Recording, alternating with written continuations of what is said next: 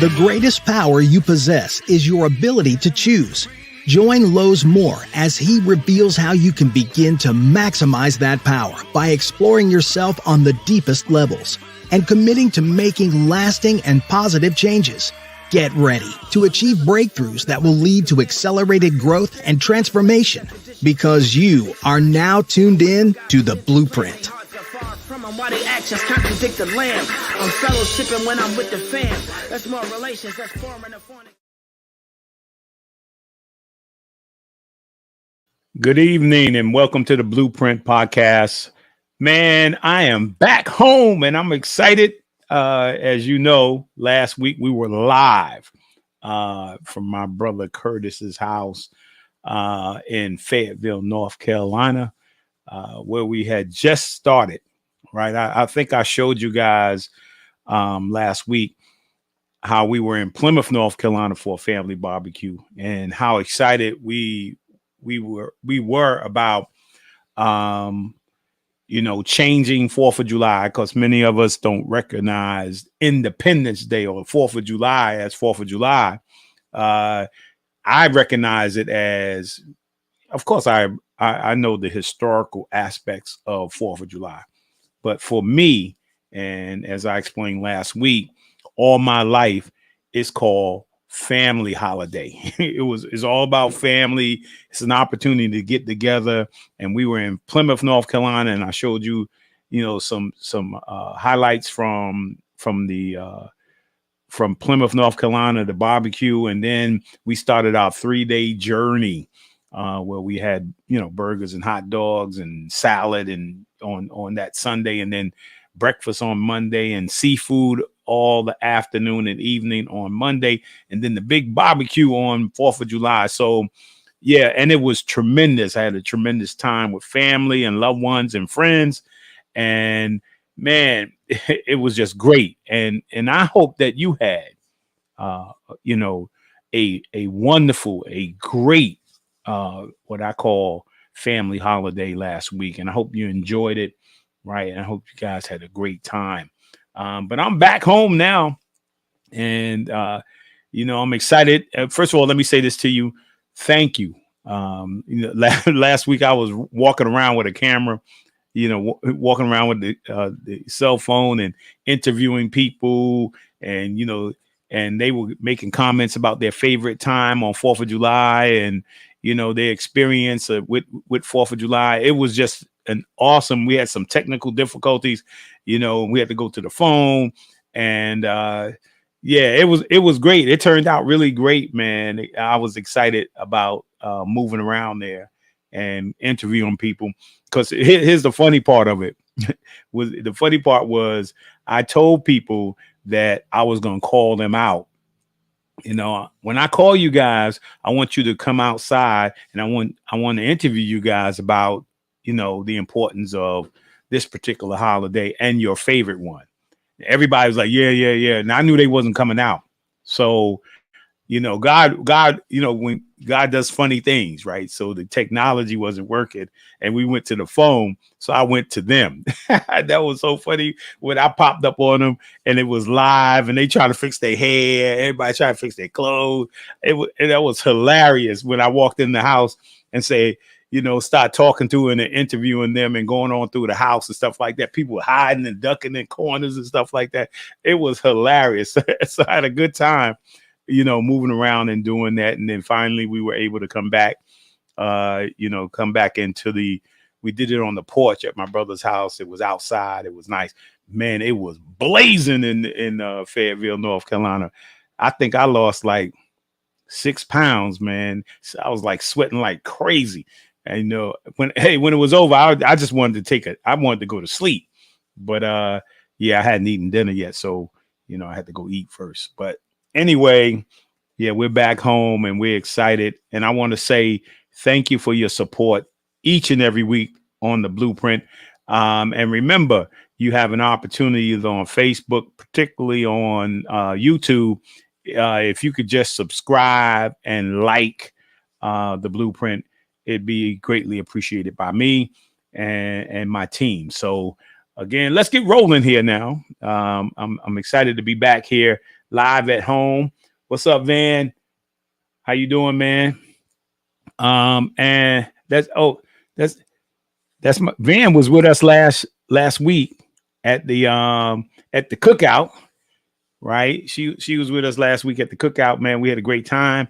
Was excited seeing them because sometimes you see people pop up or early morning. My wife's on the early morning prayer, right? And you know, I hear them.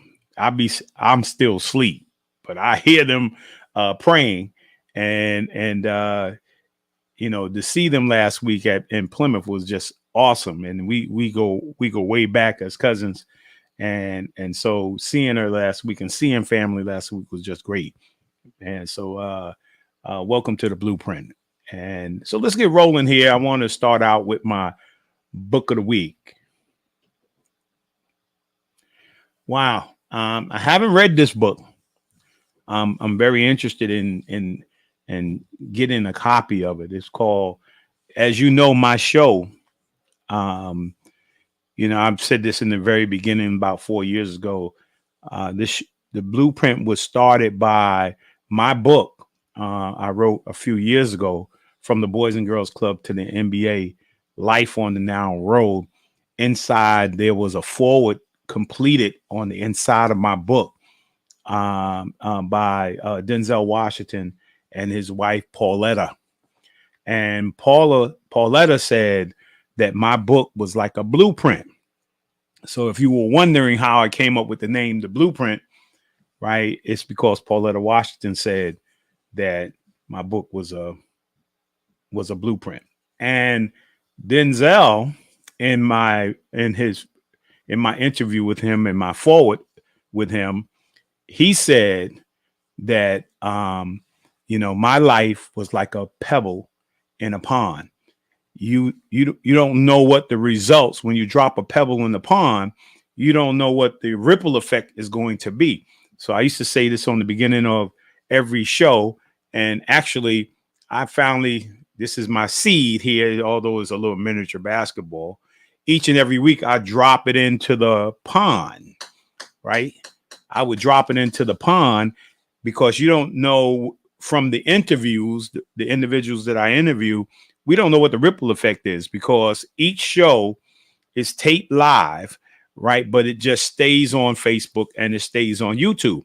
So some people will be watching tonight, right? And then some people will be watching tomorrow or a week from now. They will locate this show and they will get something out of it. So you just don't know what the ripple effect is going to be of each and every show.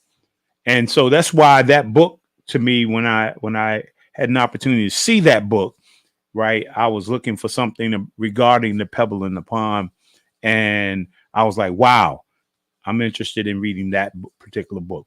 And I give you the book every week, books of the week, or book of the week every week, because I believe that each and every family should have a library in their house. You should be building libraries in your house, right? And for your kids, for you, right? You should be purchasing and reading. And yeah, I know a lot of it is that you could do on your phone now. I got a bunch of books in my phone, right? But I also got a bunch of books in my house, right? And I I don't have to do it now because all my kids are grown. But, I used to like having books around so they could see that their father and their mother, we like to read, right? And we like to learn and we like to grow. And only way to grow sometimes is you got to get the information so that you can grow.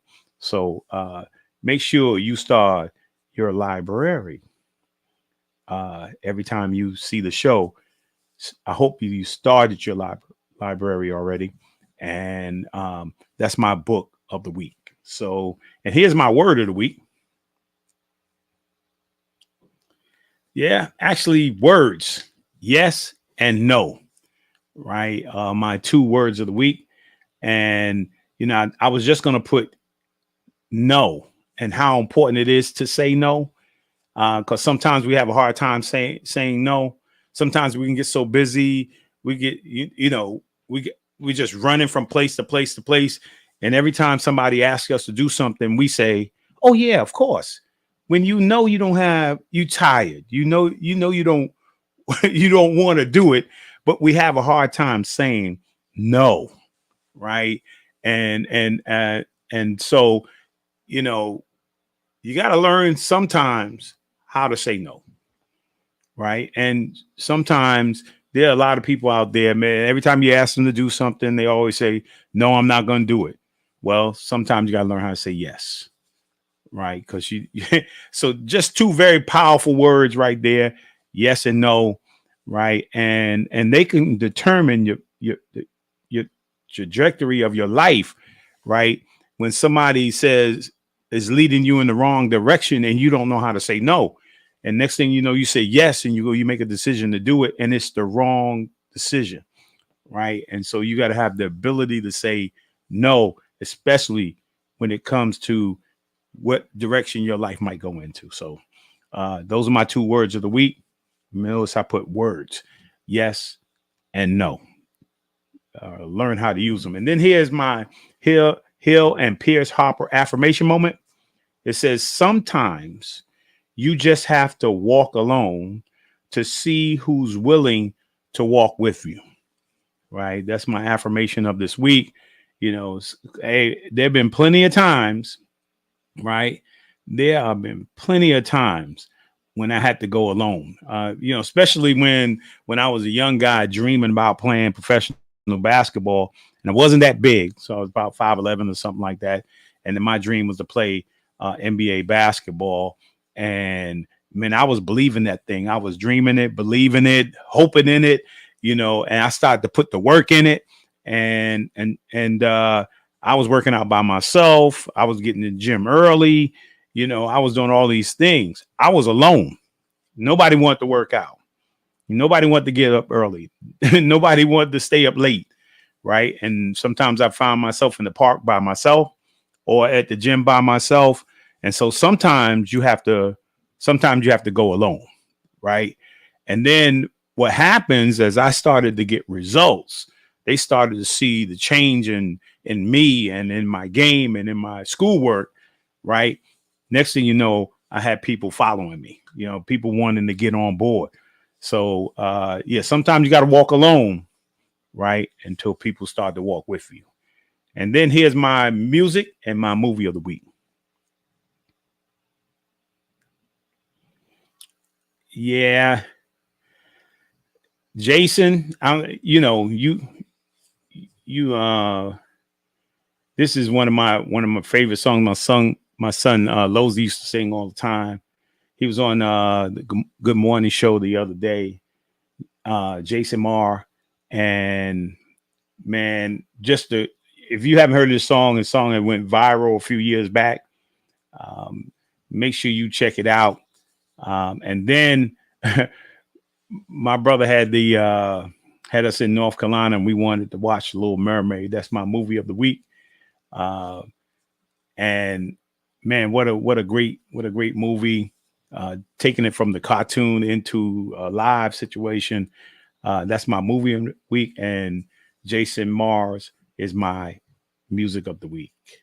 And then I'm going to do some shout outs right now real quick. Right. This is the person of the week. I've had a bunch of persons of the week. And it says, before there was an emoji, there was Lucy. Right. I don't know if you guys remember Lucy. I don't know if you guys have any favorite. I know I'm dating myself right now. Anybody got any favorite Lucy moments? Right. I Love Lucy, the show I Love Lucy. But before there was all these emojis and different things like that, Lucy used to make some of the craziest faces. And we used to watch it every day. Right. And had a great time watching them, man. If it wasn't for him, if it wasn't for Lucy, man, Ricky and Lucy, we didn't know what we would do. And the Flintstones, right? Yeah, you see one down at the bottom there. But hey, my person of the week, Lucille Ball. Right. And then, all right, I got some shout outs here real quick. I want to say happy birthday to Pastor Charles Clayton. Right. Happy birthday, Charlie. And then to Diane Nolan. She coached my wife and my daughter at Fairfield University. Diane, I want to say happy birthday to you. Man, she was an amazing guest on the show a few weeks back. And then happy anniversary to Dakari and Michelle. Right. 4th of July. Yeah. They got married on 4th of July and all our family things, for 4th of July. And so I think next year they're going to take off from 4th of July and they're going to do something for their anniversary. But and they're still going to do something for their anniversary, just not on their anniversary. So happy anniversary. And then happy birthday to Janessa. Right. My niece, Janessa. Happy birthday to you. Right, everybody. And then Daisha. Happy birthday to Daisha. She made my wife an amazing key lime cake. You have a key lime pie? She made a key lime cake. And she asked for it too. She said, Daisha, before I leave here, I want you to make me a cake, a key lime. And she did it too, man. That cake was awesome. So happy birthday to all you guys. And then next week, another family member, Lori Overton, and she's the founder of Overton Travel. I'm looking forward to having her come on next week. Man, she does trips all around the world, Africa, China, you name it. We're going to be talking about trips because we only think of trips during the summertime, right? That's when we think, oh, summertime, let's go away. But sometimes the best trips are not in the summertime. Sometimes there's Thanksgiving and Christmas. And if you're traveling to the Caribbean, some of the best times to go away in the Caribbean is not during the summertime because there's hurricane season or tornado season, right? Some of the best times is to go in January and February when the weather's calm, right? But she's going to be on next week, and I'm looking forward to having an amazing conversation about travel. And so let's get rolling here. I'm going to show this video, and we're going to be right into the show.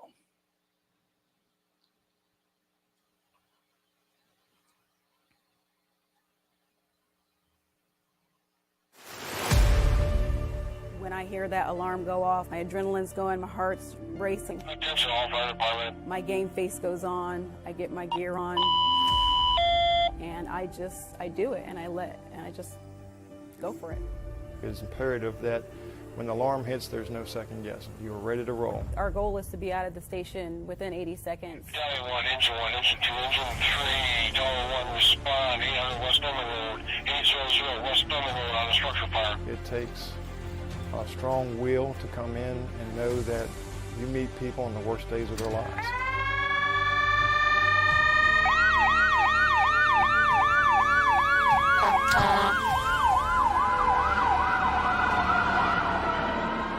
I was a stay-at-home mom. I wanted to be a firefighter before I ever had my second child. And it was kind of put on the back burner once I realized I was pregnant with my second child. So after staying home with my daughter for, I think it was 2 years or just over 2 years, I was ready to get back into working. I'm a physical person, so I wanted to get out there and doing something, and that was my first thought was like, I'm going to try to become a firefighter like I've always dreamed to do. Number engine 2 is on scene. Flame show in 2-story, wood frame residential. Engine 2 establishing water, Thurman Road, Old Airport. I was the only woman in the fire academy. It was a lot of weight on my shoulders, and so instantly I remember just kind of feeling like I had to buckle down and dig deep and get through it. I was there the day she tested, and seeing the drive, the heart, and the spirit that she gave on that day, I knew then that she was going to be a true blessing to this department. Realistically, going into it, I did not know what to expect at all. That's when reality hit, and I realized, wow, this is a lot harder than I had expected. But there was that part of me that just would not let me give up, and I just kept pushing and pushing. And the more I did it, the easier it became. A wonderful person to be around. She brings a lot to the table. Her desire to learn standing by the charge hydrant. She knows that she has some setbacks. She didn't grow up in the fire community. She's not lineage.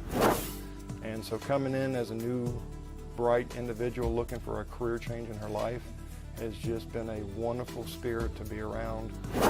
My husband served 20 years in the Marine Corps, and immediately after retiring, he went to become a state trooper with the Highway Patrol. And he did that for I think he did that for a year before I decided to become a firefighter. So now we're both in that field, and we kind of just juggle our schedules and make it work, because one thing's for sure, to make it work, I have to support him and he has to support me, so that's what we do, and we get it done. The guys love her. We have a lot of fun. We say to the guys, she's one of us. She just comes right into the fold with no hang-ups whatsoever. They have welcomed me with open arms, never made me feel like I was less than them or weaker than them or just different. They literally treat me like I'm a sister or a brother. They don't make exceptions for me. They give me the common respect that, a man would give a woman, but as far as making exceptions, they absolutely expect for me to carry my weight, and they hold me accountable too. These people, the community, our customers depend on us to be there when they need help. And it is a heavy burden to carry, but it's one we are all prepared to do. I would definitely encourage women to become firefighters. It's really an amazing feeling. It gives me a sense of fulfillment, and it's empowering, to be able to do some of these tasks and physical demanding things that predominantly males are doing in this field. This is my career. I've made this my career, and I would like to go as far with it as I can. And so for me, I feel very fulfilled, and it is one of the most fulfilling things I have done.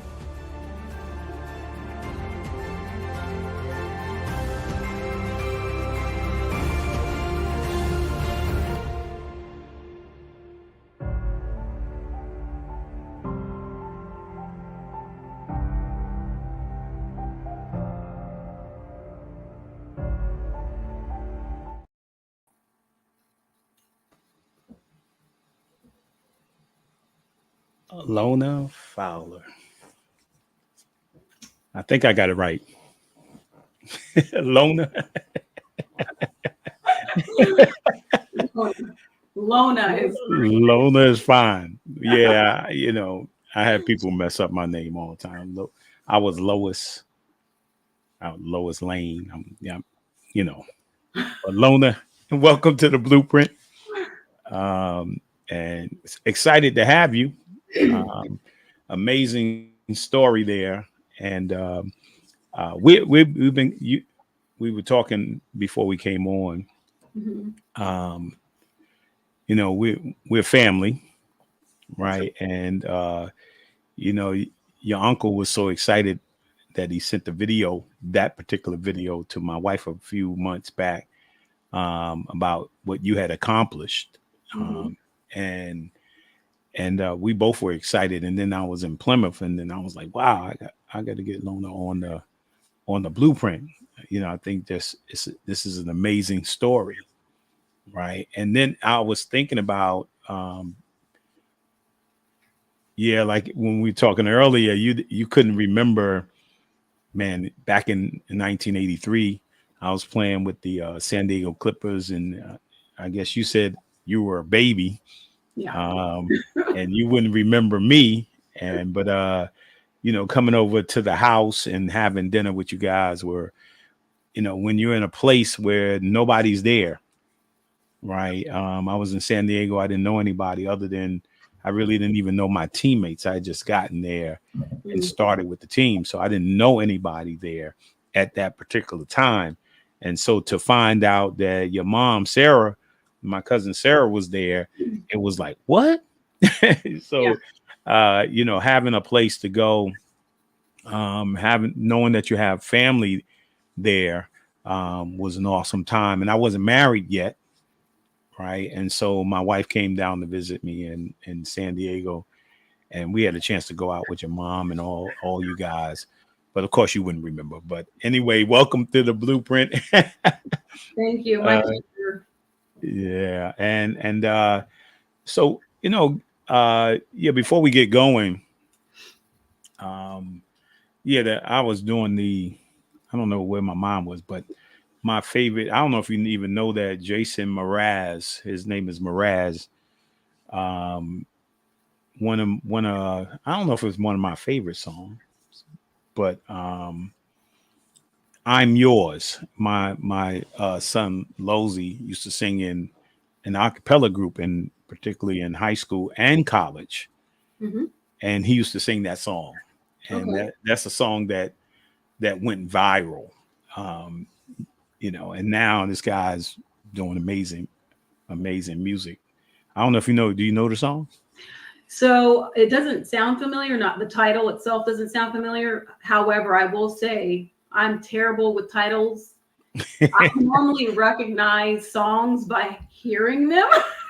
Well, we're in the same boat then. I mean, that means we are family members then. Right, right. So that I'm not saying I've never heard it. I don't recognize the title. But if I Well, hear it, maybe I will have heard it before. well, I don't think you can not hear it. I mean, whether it's in your supermarket, walking in the store.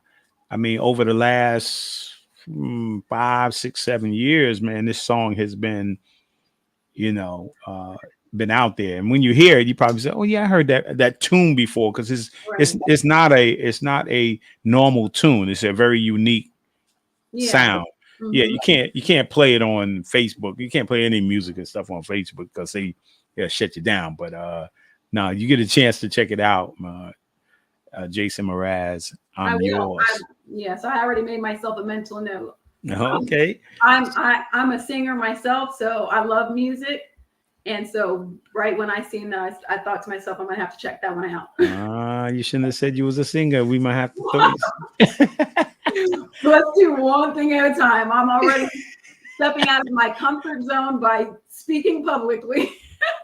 Yeah. I'm Yours, Jason Mraz.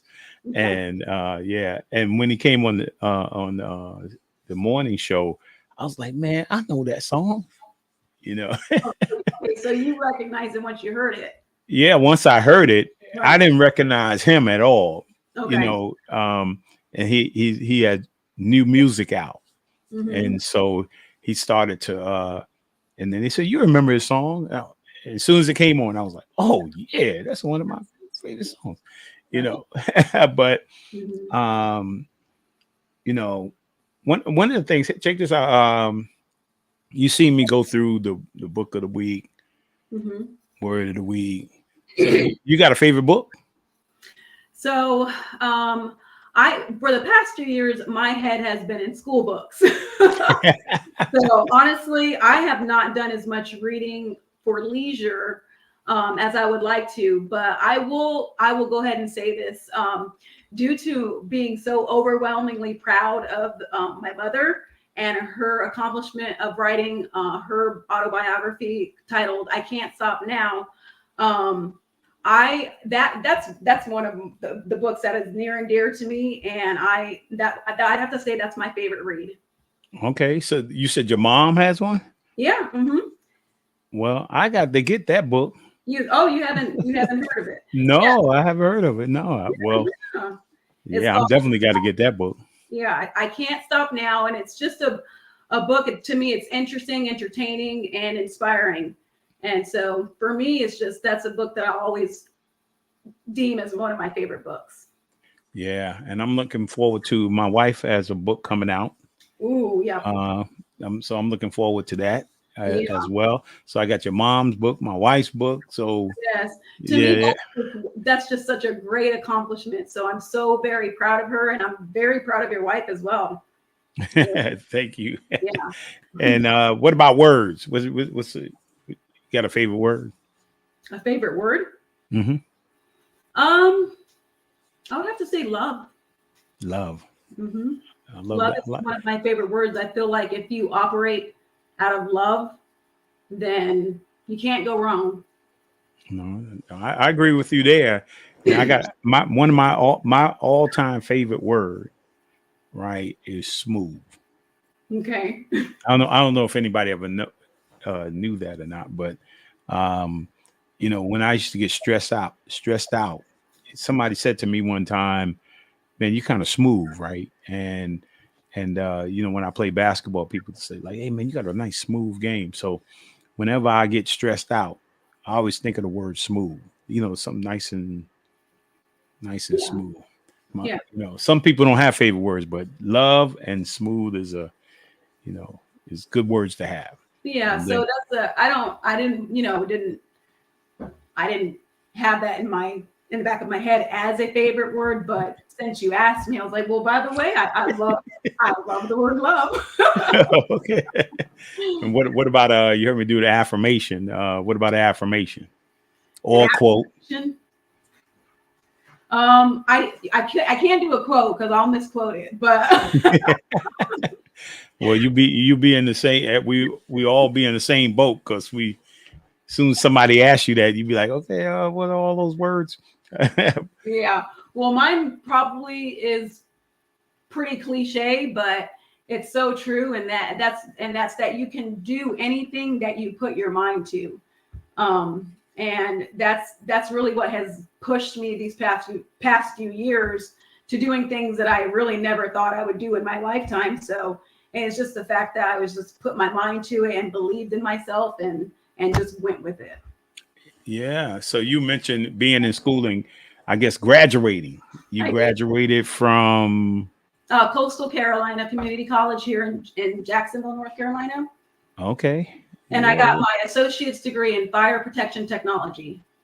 Oh. Hey, you learn something new every day. I think we got some pictures of you graduating too. I think we had some pictures up there. Yeah.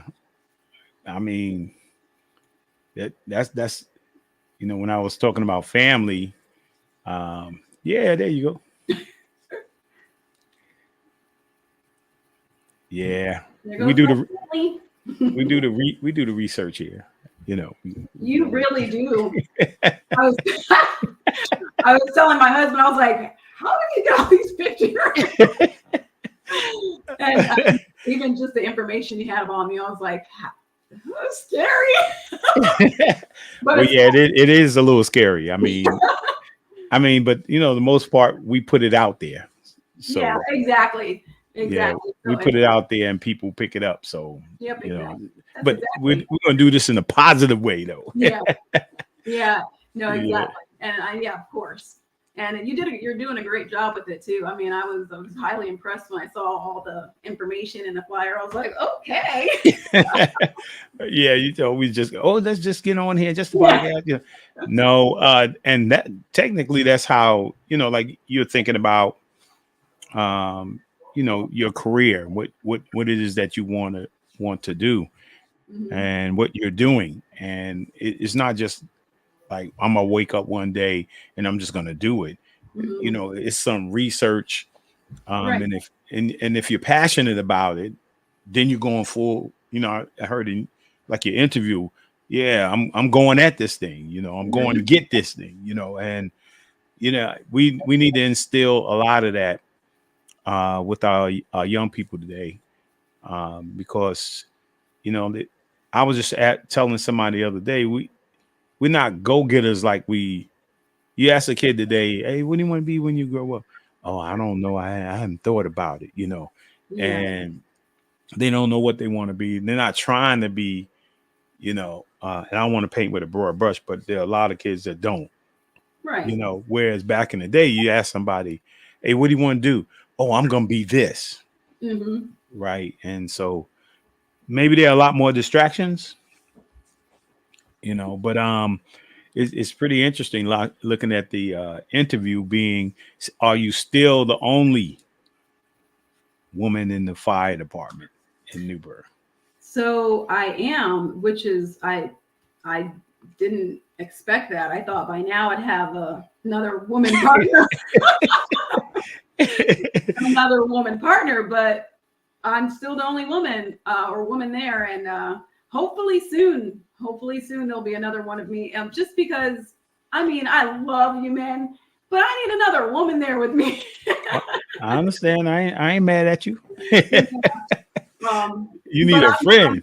I'm sorry. You need a friend. I need a friend. I know. I was telling because we work 24-hour shifts, which means that we stay over the night and we shower there and we sleep there. Well, I've got like my own area and all the rest of the guys, they share rooms and stuff, and sometimes they get a little bit jealous.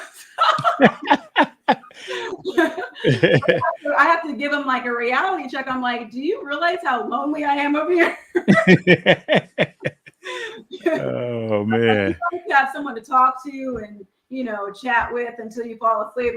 I'm just here all by myself, just call.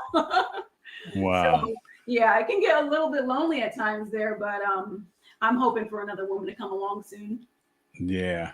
Well, before we get into, because 3 important questions I have for you is importance of family, faith, and education. But before then, I'm gonna have my son-in-law. He was really intrigued, when we were talking about you down in North Carolina. I'm gonna pop him on. He may have some questions for you, and he's a firefighter himself. So we're gonna pop him on. Dakari,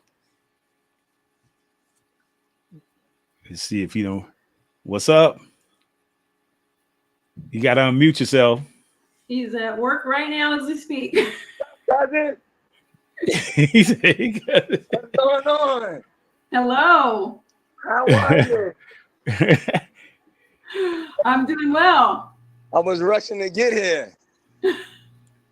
Yeah. So of course, Dakari is a firefighter also. So I think he has some questions for you. Okay. All right. First of all, I love the fact that you made it. A lot of people, it's hard, right? Because we can't alter our tests. Like, right. Other departments make it not easier for, the females to get on, but in order to do this job, you have to carry your weight, literally. Yeah. And then I heard you just talk about, you in a different part, and we're male, majority male, career driven. Have you altered the atmosphere in the firehouse, or do you think guys are still being, guys?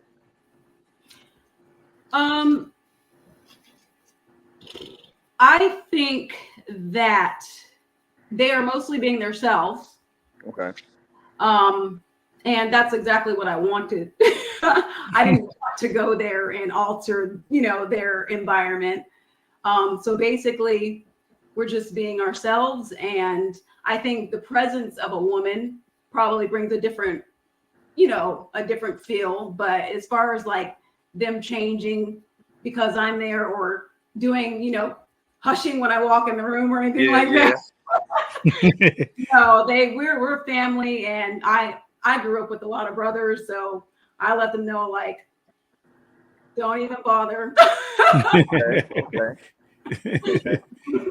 What apparatus are you on in New Bern? I'm currently on an engine, but I've been on all of them, and I actually just recently passed the backup driver program, which was a big accomplishment for myself. So yeah, driver program. Yeah. Oh, okay. Yeah, so it's like an alternate. I'm not an engineer, but I can drive the engines if I need to, if ever an engineer is out. Okay. And pump. How many firefighters do you have in New Bern? Ooh. Roughly. I want to say roughly 75. Okay, so it's very small. Yeah, we're a small city. There's 3 departments throughout the city, and we have 3 shifts: A, B, and C shift. Okay, so we practically double your number and have 4 houses in Mount Vernon. And we do more with less compared to our counterparts in other cities. Mm-hmm. And we hear everybody know how to do everything. It could be any given time you're on the truck, any given time you're on the ladder, anytime you the forcible, nozzle man, anything. We do it all. Man, once you transfer to New York, it'd be great. Yeah, that's a different mindset there. Oh yeah, big city. Woo. Have you always been physically fit? If not, what type of training? Because we had girls that train, they just don't score high enough. Because we do a formula out of our, like 8 what's the word I'm looking for? 8 physical Area.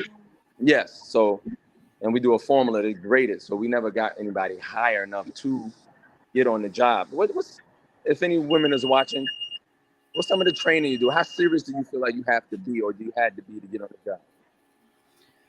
So the agility test for me was terrible. It was so challenging. And yes, I am a pretty physical person, but nothing can prepare you, for that intensity of the agility test that I had to do here in New Bern. And so for me, it was absolutely mind over matter. It was digging as deep into my soul and into my heart that I possibly could and getting through it. And I literally got through it with 3 or 4 seconds to spare because it's a time test. And I mean, it was. You did the CPAT? You did a CPAT test? Did you use a CPAT or? No, they have like you have to do like a 1.5 mile run, and then they have like the 100 ladder climb up and down, and then they have like a firefighter agility course. Hose drag, donut pull. The mannequin drag, that's 180 pounds. Yeah. Hose drag, a ladder raise, just a ton of stuff. And it was just, I mean, we've had Marines come in there and not even be able to finish it. So for me, I was just like, I literally just had to push everything out of my mind and just dig as deep as possible and do it. And I did it, and I'm so very happy. Do you have anybody under you yet? As far as like rank goes? Yeah. Are you? I'm a fire specialist 3, so we have a fire specialist 1, 2, 3, and then next we would become an engineer. So those who would be considered under me are just people that got hired after me. Yeah, that's what I'm talking about. Yeah, that's cool. Yeah. So there's a few, yeah. Yeah. Okay, so you're not the junior person. No. I've been there about 4.5 years now. 4.5. Okay. All right. It's dinner time here. We got lamb chops. This is one of my coworkers. Yeah. Anytime you're in New York, please come by and stop by. It's that I feel like it's so real that I'm talking to. My cousin's a firefighter in North Carolina, y'all. Yeah, she's a female too. Yeah, she's doing her thing. Yeah. Hello. What's up, man? I love it. I'm telling you off. I don't got nothing else to say. I'm so like, let me get you back to where you was at. I don't know. You didn't answer all the hard questions. Are you? Yeah. New Bern country. Are you? How is the sexual harassment feel in the area? Because it's big here. It's a lot of things going on, and that's a lot of the guys' concern. And I know you said you don't change the mood at the firehouse, but I mean, matter of fact, no, squash that. How does your husband feel about you working in the dangerous job that you do? Because now, my wife has that type of feel too, and she misses me when I'm gone. We work 24 hours too, 2 days a week, 24 on, 48 off, 24 on, 96 off. So has he opened up to you about your life-threatening job and how? And that'd be my last one, Dad. Okay, so first let me ask you: is your wife a firefighter? No, Okay. she's a principal. She works 24 hours on and No, or you No, no, no, no. She I do. That was he me. That was my does. job. Oh, okay. Got you. Okay, Yeah. so yes, you've asked a very real question, which is what I think I was going to speak about a little bit later on. But since you've already asked me, yes, as far as like my husband goes, it takes a great deal of trust on both of our behalves, you know, for me to be able to work in that environment because there's all males there. And then I'm gone for 24 hours and I spend the night there. So yes, obviously and naturally, there's always going to be some concern, but it's just a matter of us trusting each other. He was former military. He did that for 20 years. He's been deployed 6 months at a time. And during that time, I had to trust him, you know, so it's kind of like the roles are reversed now. So we both have to just make a decision that we're going to trust each other. He knows me, he knows my character, he knows how I carry myself. So I don't think he's got a whole lot of doubt, you know, in me. But I think it's important as a woman in this type of field to make sure that you're always carrying yourself appropriately. That way you don't send any confusing messages to anybody. So I just always try to carry myself, you know, in an appropriate way while I'm at work and just I don't mind hearing, I don't mind the conversation, I don't mind anything, but they already know, like, you know, they know my boundaries, they know my limits. I want you to be the voice of God, because you said love is your word and God is love. The challenge and the journey I carry through here, being a faith-based man and loving Christ, is to change or to just plant the seed of a lot of the firefighters in their lifestyles and how it could change and better. So I love when my wife and my kids come to the job.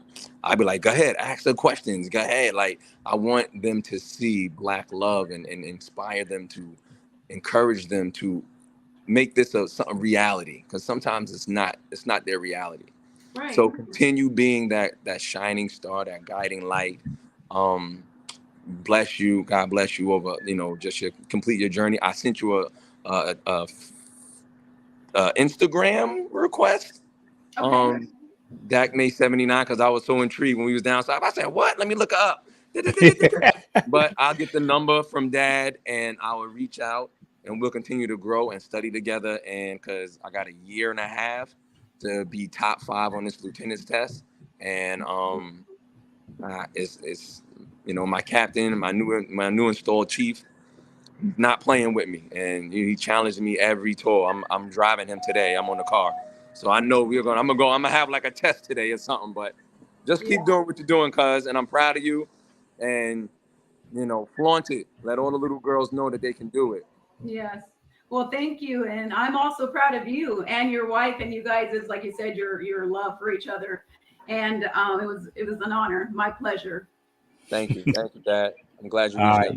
You're welcome, man. Yeah. So yeah, that was pretty cool. And yeah, you know, they're not gonna mess with you, man. Your husband's a state trooper. Yeah. He's in the Marines, and my wife put down there. Yeah. Your husband has a gun.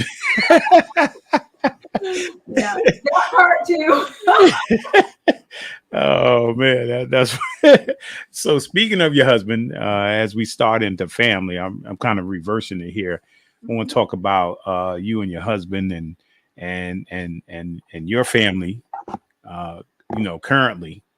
So talk about that and your guys' connection and you know, raising a family, and both of you what first responders. Right. So you know, talk a little bit about that. Okay. And how definitely how you guys got connected. Okay. So I met my husband 21 years ago.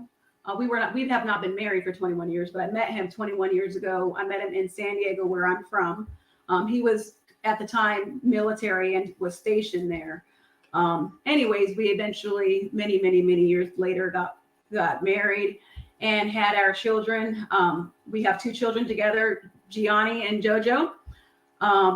Gianni is 13 years old. He's my son, and Jojo is 6 years old, and she's my daughter. And her actual name is Joelle, but we call her Jojo. And then he also had a son before we met, and his name is Jamar, and he's 20, just turned 26. So we have 3 children total. Anyways, we, you know, when I met him, he was military, and he served about 20 years in the military, retired. And funny story, after he retired, he hopped on his Harley that he had, I don't know if it was new at the time, but either way, he hopped on his Harley, took a trip all the way across country to California, and came back. And that was on his bucket list. That's what he wanted to do in between becoming retired and becoming a state trooper. He did that, came back, and that was the extent of his retirement. When he got back, he had to go to the academy, I guess you call it Trooper Academy. He went to pass that and then became a state trooper, and has been doing it ever since. And he's been on now for 7 years as a state trooper. Wow. So, yeah. So with that said, he's a state trooper, and I'm a firefighter, and I've been a firefighter now for 4.5 years. So we have to do an extreme amount of planning and organization, having organization, and relying on people such as my mom, and just even like neighbors and whoever will help to help with, you know, childcare. But right now it's mostly my mom that helps me out with the kids when I need it. And just, you know, just the preparation that it takes. If I'm going to work for 24 hours the following day, then I have to make sure that I not only have their stuff ready for that day, but also that next day, because I don't get home till the next morning. So there's a lot that goes into, you know, being a first responder family, and having children and raising children at the same time. And a lot of people would think with us both being first responders that, you know, we don't spend a lot of time with our kids, but it's quite the opposite, because a lot of times when I'm at work, my husband's home with them. And when he's at work, I'm home with the kids. And the way it works out, I only work 10 to 11 days out of the month. So I'm off half of the month as well. You know, your son-in-law was saying, giving us an example of his shift. And so mine is 24 hours on, 24 hours off, 24 hours on, 24 hours off, and then 24 hours on, and then I get 4 days off. And that cycle just repeats throughout the year. Wow. So, yeah, I do get to spend a lot of time home with my kids. And so for me, after I get off of work, coming home and being with my kids and you know, being a mom is my second job. Whereas some of the other men that I work with, they go to an actual second job, you know, a place of business, or they own their own businesses. I come home and I put my mom hat on, and I'm very passionate and serious about that. Yeah, no, and that's you know, because I tried to assist my you know, my daughter and Dakari, because when he's on, you know, I go over in the morning, and you know, I get there around 6:30, and I watch the kids all day. Wow. Okay. Until you know, Michelle gets home after school, and I, you know, maybe do that a couple times a week, you know, that he's on. So having me being retired has been, you know, really been good for, you know, for them. I mean, right. Like your mom is assisting. That's important, especially, you know, today, because most families are, you know, two members of the family are working, you know, right. So, yeah. And it's different. I was just doing Father's Day, doing the podcast on Father's Day, Dakari was on,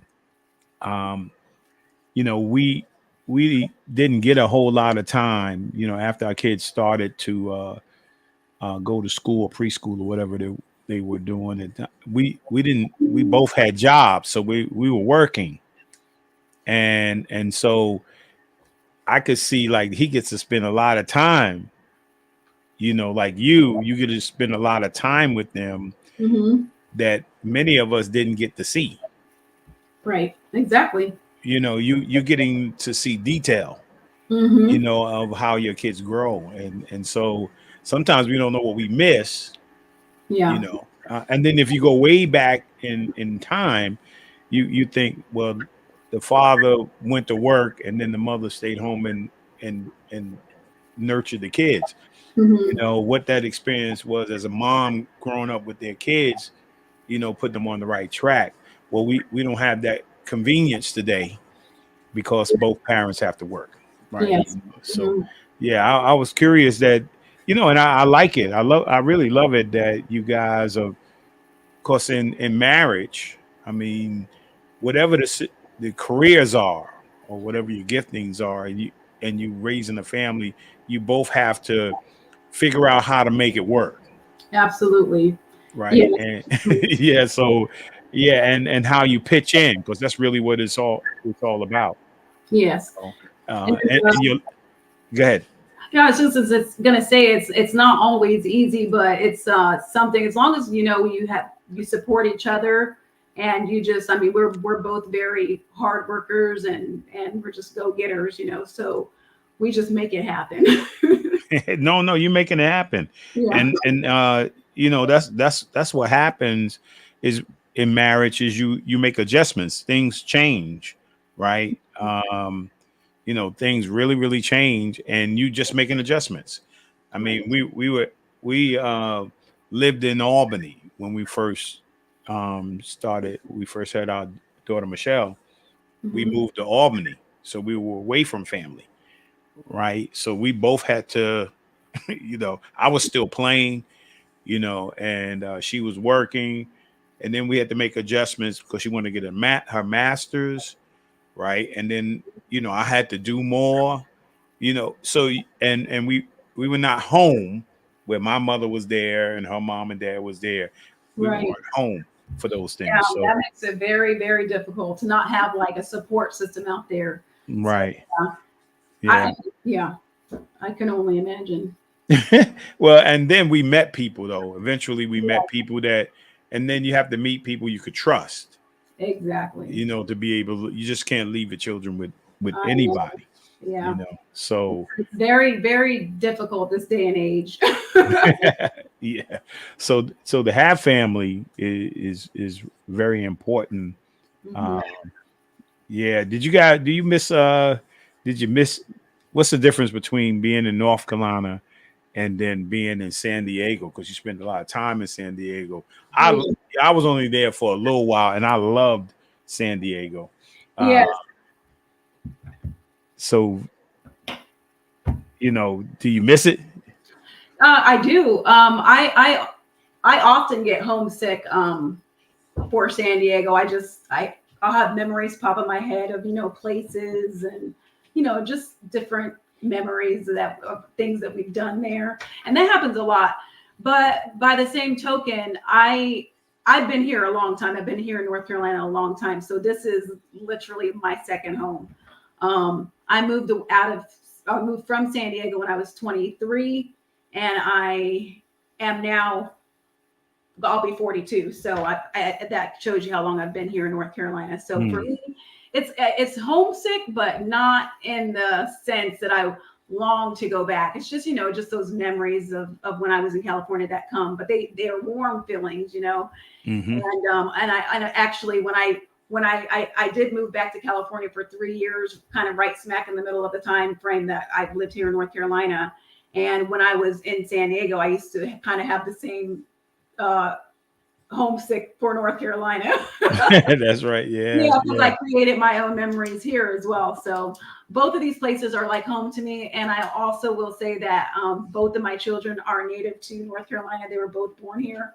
So that makes it even more like home for me. Yeah. Awesome. So let's digress for a moment. Let's talk about mom. Let's talk about family. Let's talk about growing up, mom, dad, siblings. Let's go through that process. Yeah. Talk to me a little bit about that importance of family, faith, education. Well, of course you just graduated, but Right. So I'll start by saying that family to me is everything. It's a source of support, a source of hope, and most certainly a source of entertainment. So that's for sure. I'll just come right out and say that. But just I come from a large family. I have a lot of siblings. What exactly would you like to know? Talk about all the siblings. You said, how many? Okay. So I have, let me count. Okay. So I have 6 brothers. Okay. And there's a total of 3 girls. So there is there 9 of us. Right. So I come from a large family, and growing up, the majority of the time, my mom was a single mom because my father passed away when I was 9 years old. So she was a single mom, and I think that her life's goal was just to be a good mom, to be there for her children, to raise us properly. And that's what she focused most of her efforts on for the duration of the time that we were young until we became adults. So I would consider myself to have great home training, to have a sense of discipline that was instilled in me when I was a child. And just and I think my siblings would agree, we were just, my mom kind of put us as her main priority growing up, and she just really instilled a lot of stuff, a lot of values into us that made us into who we are today. Yeah. And well, our families are known to have a lot of children. I mean, you could go you can go back to, like we were talking earlier about your grandfather or your grandfather, and they had was a bunch of brothers, sisters, um, and their siblings had a lot of kids, so yeah, it runs in the family, having children and leaving legacy. Right. Yeah. So, and you said something, a source of entertainment, right? I mean, for me and my wife on each side, it's always a source of entertainment. I mean, I mean, we can think of some of the negative things, or some of the sad things, but for the most part, it's all been good. I mean, we could just think of moments of people who are no longer here, and just think of moments that are so incredible, so funny, so so exciting. Yeah. And so that's what makes family powerful. Yeah.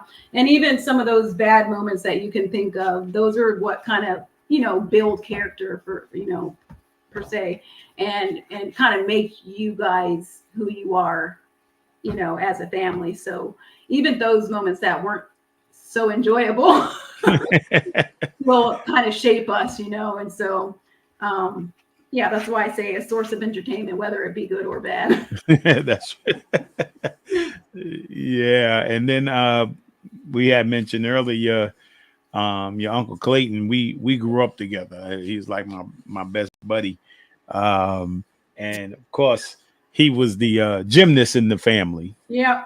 Yeah. And he used to come down to Mount Vernon, and he'd do all these flips and different things like that, man. And all the girls used to go crazy. Oh my God, where's your cousin at? Oh, yeah. I've spent a few summers when I was, as a child, when I was living in San Diego, spent a few summers in Plymouth, and got to receive, like, I guess you say, like, hands-on training from my uncle. I never did become very good at it, but me neither. He was trying to teach me how to do I learned a little bit, can't remember it, but I mean, a little bit about the back, the handspring into the front flip or back flip, or trampoline, and, all those things like that. And he did help me a lot with some of the things, the tumbling stuff that we used to do on the weekends. It helped out in basketball. Sometimes somebody knocked me over, think they got the best of me, and I roll backwards and flip up, on my feet. And to be a gymnast, you gotta be strong. I mean, standing handstands, lifting yourself off the floor, all that kind of stuff into a handstand. Yeah, so I learned a lot from him, man. We had a great experience. With all my cousins, all his brothers, We all had great experiences, great relationships, and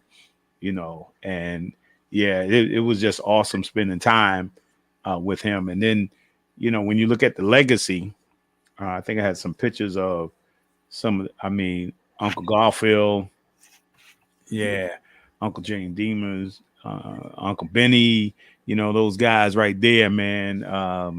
And of course, there are other, brothers, and my grandmother's not on there as well. But yeah, man, they don't, like, when I look at what you're doing, this is their legacy.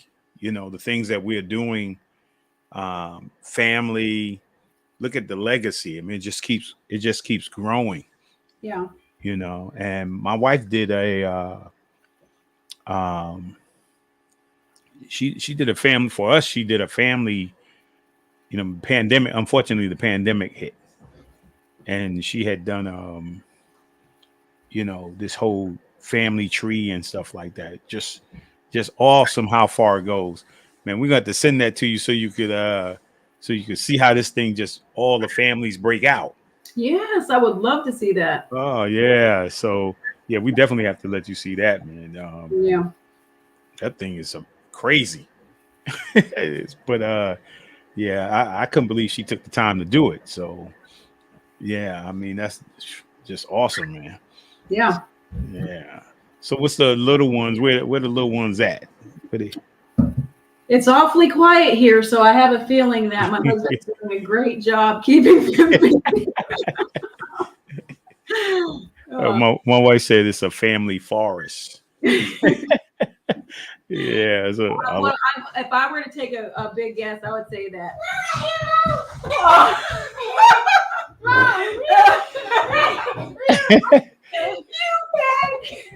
Oh man, who we have here?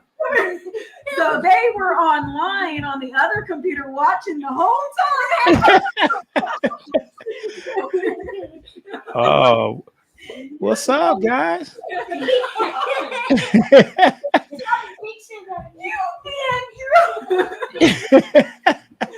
That's so funny. That's just like.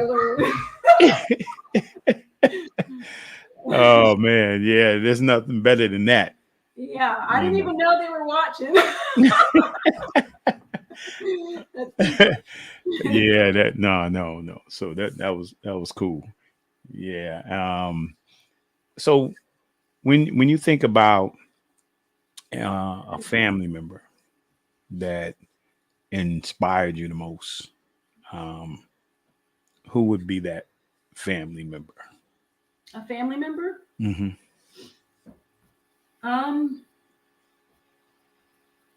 I want to naturally say my mom because I'm her little twin pretty much. Oh, well, you look just like your mom. So yeah. So, she's had a great deal of influence in my life. Obviously, we do have some of the same mannerisms and all that, but I'm not gonna say my mom today. I'm gonna say probably my brother Frank.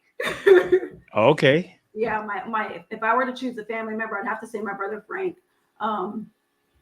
Just an overall great person, I think. His personality, he's outgoing, he's confident, he's a hard worker. He is very good with his words and very good with people. And so all the characteristics that he has is something that I strive to possess in my life as well. Yeah, and it's interesting because when I was in San Diego, I came to the house, and you had you wouldn't probably remember that it was a big house, and I come in, and I think your mom and dad they invited me, and I was like, "Well, how many kids you got?" Right. I was like, "Whoa!" I was like, "How?" I hadn't even started yet, and I was like, "Man, Sarah, what's up?" I know it. It was a crew. Some of us. It was a crew. I was like, "Whoa!" I said, "I got real family in San Diego, man." Yeah. Oh I man. mean, I loved coming from a big family, and I really thought that I would have more children, and I thought my siblings would have more children, but we did not. We did quite the opposite. So it's so interesting to me. Well, yeah. We had four. Just Okay. four. Well, my father had a girl before me, and my older sister, Evelina, who passed a few years ago.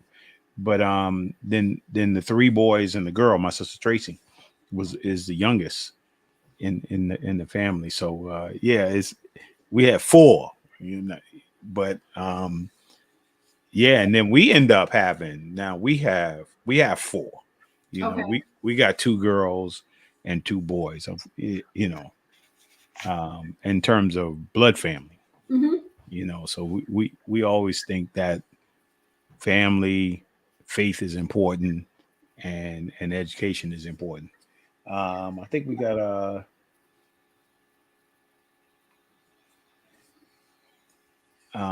stand strong. It says you should have seen when she brought them all to the house in Georgia. I don't know who Stand Strong is, but I'm not sure either, but I get the point though.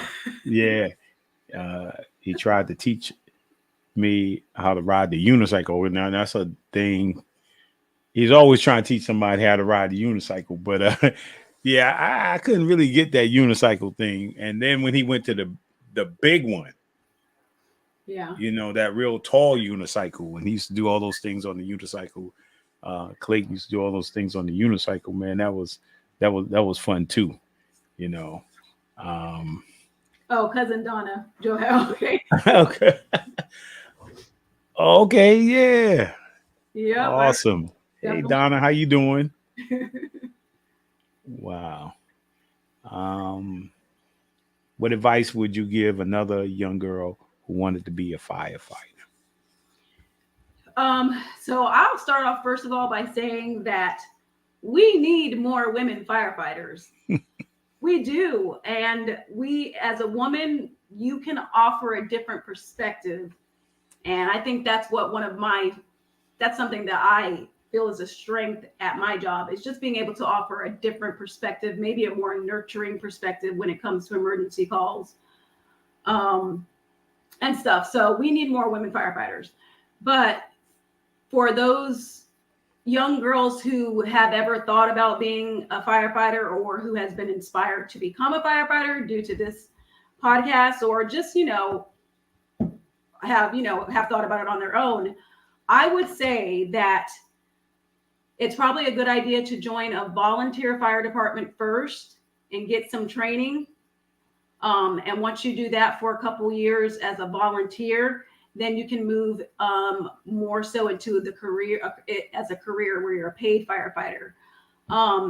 And of course, I was saying earlier about the agility testing and just a lot of other obstacles that you can encounter when becoming a paid firefighter, is really just making sure that your heart, it's the physical part is you need that too, but you really need to have heart in order to get through. And so you just have to make sure that when you're, when you've got some sort of challenge in your face, that you are getting through it with with your heart. And it's got to be something, you got to use your mind over, anything physically that you can offer. Yeah, that's good advice. And yeah, because you have to look at these things in parts, because sometimes people don't look at them in parts. They're even in like sports, there's the educational side. If you want to play sport, there's the educational side. You have to do well academically, right? And then there's the mental side of it, which you kind of talking about is the character, right? But then how do I overcome adversity? How do I make right choices? It's a lot of things that come in that are intellectual. Hi, Mom. Who's that? Is this your mom? Yes. Sarah, what's up? And then there's the physical aspect of it as well, to being great. Like I went to see my brothers, they all bowl in Fayetteville, Tuesday, Thursday bowl. And, they bowled a couple of times. I was saying to them that if you're going to do something, you got to be in shape. I mean, going bowling, it's strenuous. I mean, if you're doing golf, you can do it every now and then, but if you want to be good at it, if you want to be consistent at it, you got to get to the driving range, right? You got to hit balls, and you got to use all your clubs. You got to learn the, different clubs. So all this stuff is important. And here's a key word: you got to work. Oh yeah. Right. So nobody's gonna give you anything. I mean, and this is not a man or woman thing, right? This is a firefighter thing, right? So if you're going to be a firefighter, these are the responsibilities that come with it, Yeah. right? And so the physical aspect, mental aspect of it, you got to work. You got to put in the work, and it's not easy. If you're looking for easy, right? I don't know anything that's easy. No, and that's another thing. So as a firefighter working 24 hours shifts, we're not moving every minute of the time that we're at work. But I'll tell you this: when we have a structure fire, because we do EMS as well, and that's not quite as physically demanding, but structure fires, putting on your gear, your air pack, just everything that it entails is utterly exhausting. And I mean utterly exhausting. And in order to do that, you have to have some sort of training and strength. What did I do? You didn't do anything. Oh, okay. I did something on my end, but let me stay away from those keys. You have to train. You have to occasionally go to the gym, and pick up a weight or two and prepare yourself for those moments. So yes, it is also physically demanding, and you do have to condition yourself for that. Yeah. And what do you how do you see faith playing a part in this overall family and education piece? Well, I've seen the question below asking if I was a believer, and to answer that question, I am. I believe in Christ, Jesus Christ, as my personal Lord and Savior. Of course, naturally, and just like probably all the rest of us, there's a lot of details to your walk with Christ or just Christianity that you might not understand. So I have the questions about it all, just like the next. Right. But overall, I've chosen to have faith in God and to believe in God, and that's my final say. Yeah. Well, it is a process. Like everything in life, it is a process. I think the most important part of it is, how do I establish a relationship, to accept Christ. You look at your marriage, you get married, right? Mm-hmm. And we just married, or we get married to get to know each other. Right. And we get to know the good and the bad. We get to learn and research, and the more intimate we get beyond the physical aspect of it, because intellectually and spiritually, it becomes very powerful, right? And so getting to know who Christ is personally, right? Because sometimes we know him from our family. I know from my mom, I know from my grandmother. We don't really know him. Mm-hmm. So Right. I think, I think that's where people make the mistake at, because my grandmother did that, or my uncle did that, and Yes. my mother did that. Yeah, okay, well, what do you know? Right, exactly.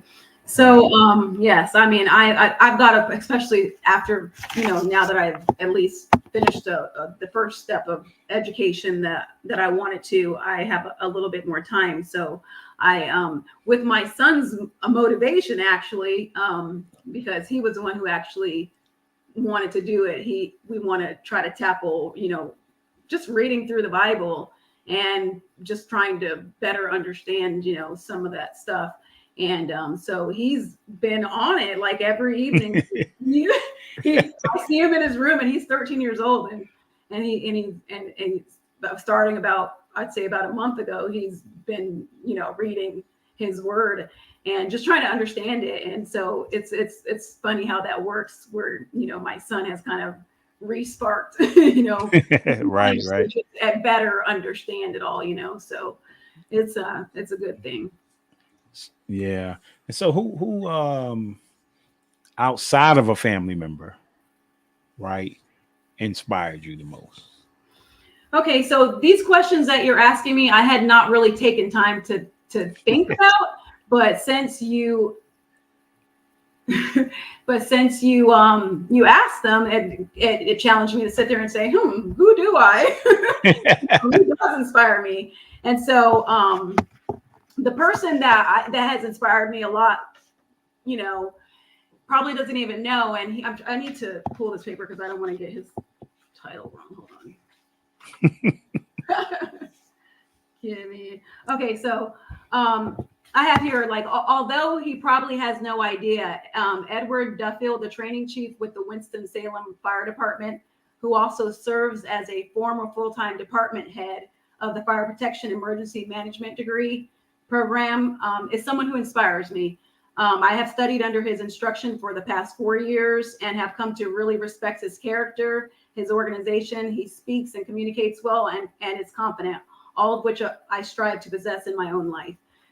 So just to reiterate, he has absolutely no idea that I know about him, but he's been someone that I've really looked up to lately, or, these past few years.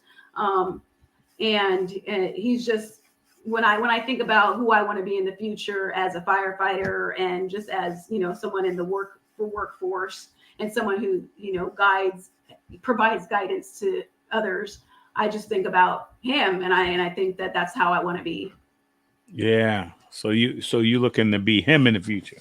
Yeah, not necessarily like his job, but just, someone that someone could look at and say, wow, she inspires me, Yeah. No, I understand. Because one of the things I've learned, like, life has many chapters. And although like your husband, you had a chapter before this. Your husband was in the Marines. I mean, it ended, right? The next chapter starts. I mean, you were single, right? And you got married. Another chapter starts. So, right. And I think when you stop thinking about next chapters, right, life can crystallize, and you just sit there doing nothing. So there's always the next chapter. So, as you're going through this process, what do you see in your career? Now this is the first stage of it. You've been 4 years in, right? Do you see another area or that you want to take? So I'm thinking that I would like to go into investigations. Along with that is public education, and so it's investigation, and inspections. So all of that is like under one department, and I'm thinking that's the route I'd like to go. And basically, so I've recently accomplished after a long time coming my associates in fire protection technology, and now I think my next goal is going to be acquiring a bachelor's degree in fire investigation. Oh, yeah. Yeah, because I mean, the thing is, I don't think a lot about fires, but and these type of things. But now most of my shows, right? Most of the things I watch are Chicago Fire, Chicago Police,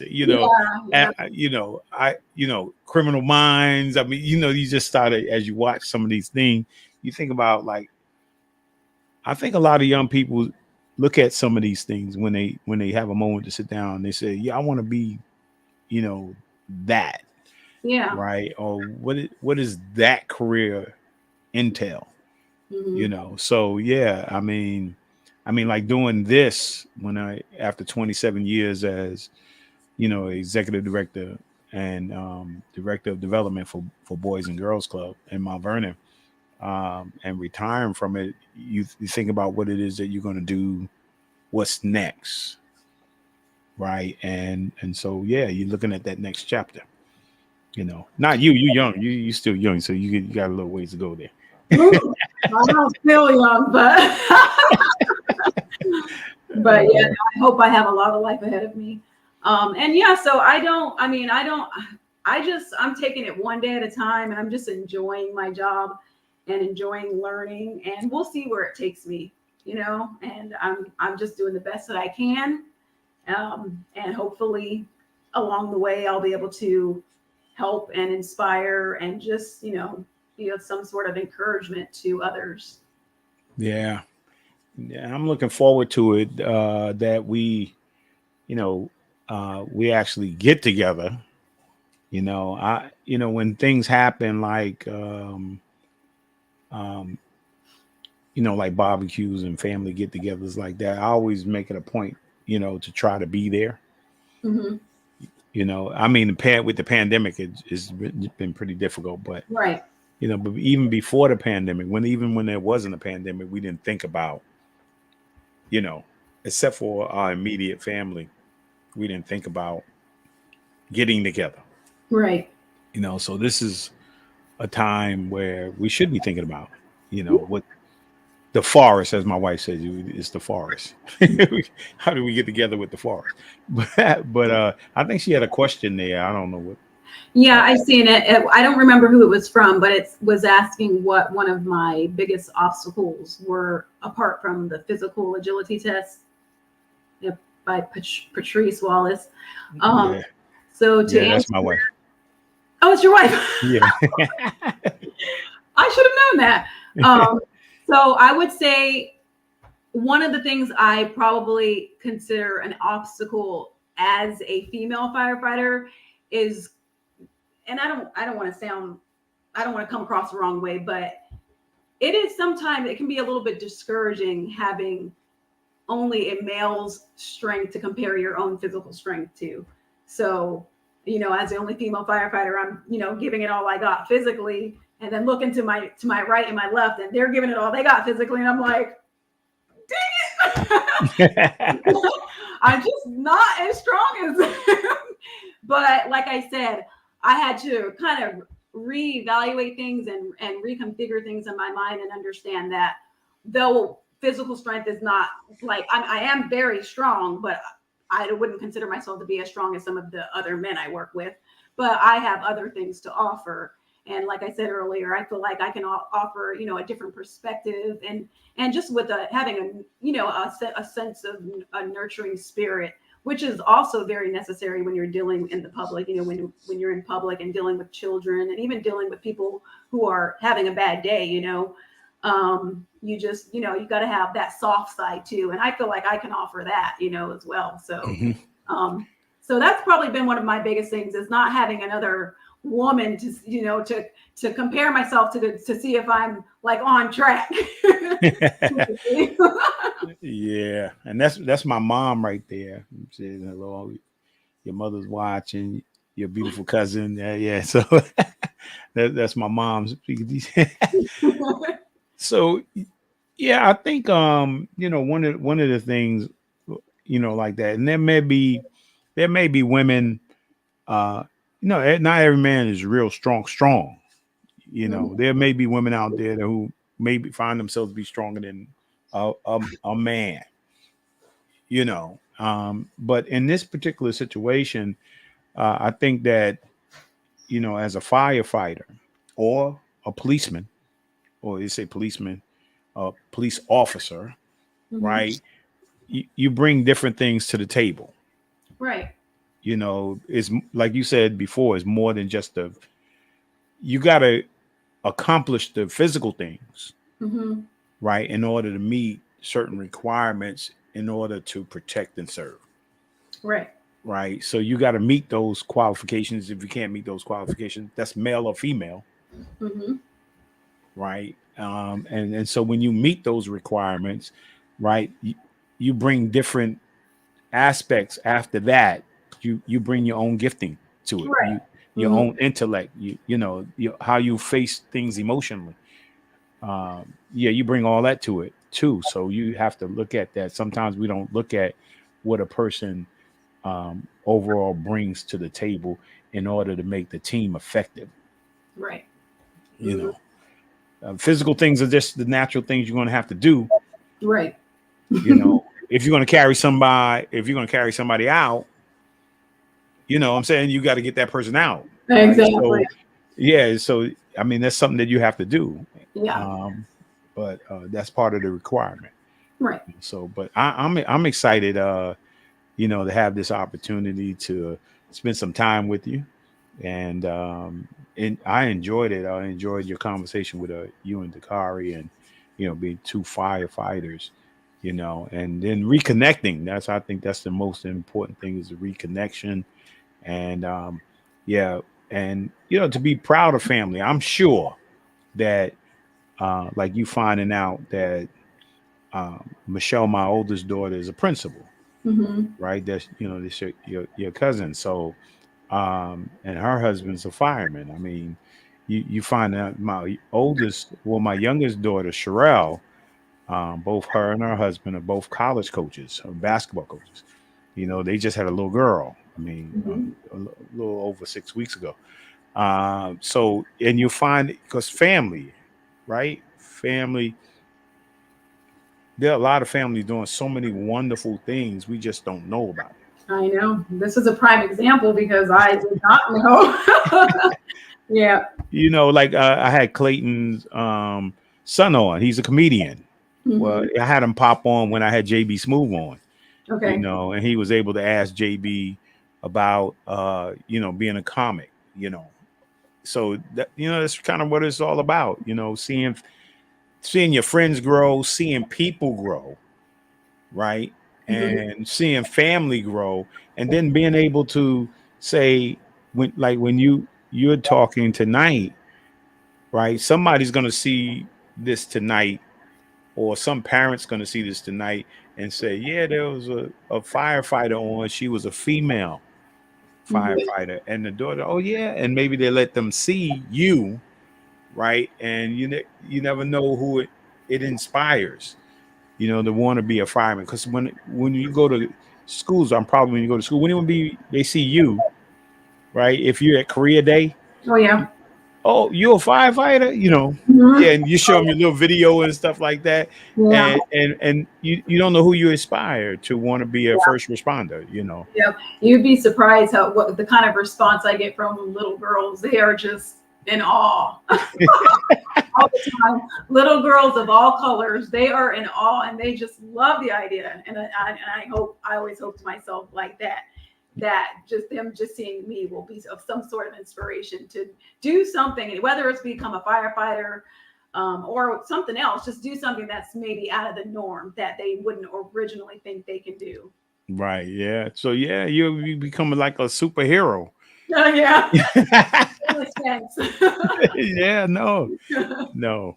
But I was excited to do the interview. I was excited to have you on. This has been great. I'm looking forward to. I haven't seen your mom in a long time. I just love her spirit, man. Just her energy and spirit. It's always been captivating. Every time we see each other, it's like, man, it's like we never left. Right. Even though we ain't seen each other in years, we get together. It's like, oh, it's the same thing with Clayton.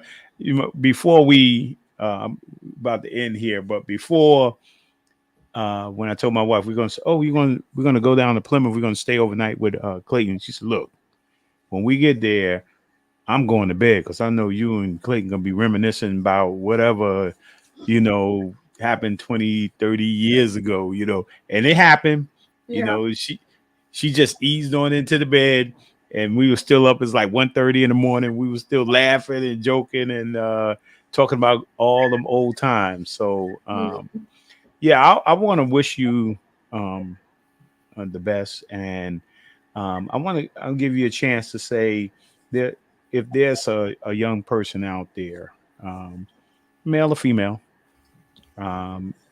You know, I want you to give them some advice before we get off here. Okay. Let me see. I actually took a few notes, so I'm going to just read from my notes. Okay, that's fine. Somewhere here. Yeah, so basically what I have here is this. I would like to reiterate the importance of setting short and long-term goals and actively working towards accomplishing those goals. So what I mean by that is set the goals, but don't just have them. Actively make progress towards accomplishing those goals, and if it takes little, if you take little steps at a time, or whether you take big leaps, just actively work towards accomplishing those goals. And this will help to provide a sense of fulfillment as well as set you up for a positive and bright future. Awesome. Elona, I want to thank you for coming on, man. I enjoyed you tremendously. Yes, it was my pleasure. Really was. And I've enjoyed it. It wasn't as hard as I thought it was going to be. No, it's just a conversation. We're just having a conversation. You know, it's pretty easy. I told you it was going to be easy. Yeah. I told you it would be nice and easy. I might have to get your husband on there one time, man. I definitely got to, I'm going to set something up, get him on there to talk about being in the Marines and, man, state trooper. Yeah. I mean, that's got to be exciting. Yeah. And he has a heart to, to reach and speak to the younger generation. So I think that would be a great idea. That'd be awesome. Tell him I'll be in touch. Okay, I will. Yeah. So I'm going to close out now. And I want to say to each and every one of you, hope you enjoyed tonight, man. I thank you again for your support, of the Blueprint. Man, I love you guys, man. And I'm excited each and every week to bring the show to you. So I look forward to seeing you next week. My next week's guest is Lori Overton in the Overton Travel Organization. And as I say each and every week, right, if God allows you to wake up tomorrow, make tomorrow your masterpiece. God bless you, and I love you, and I'll see you next week.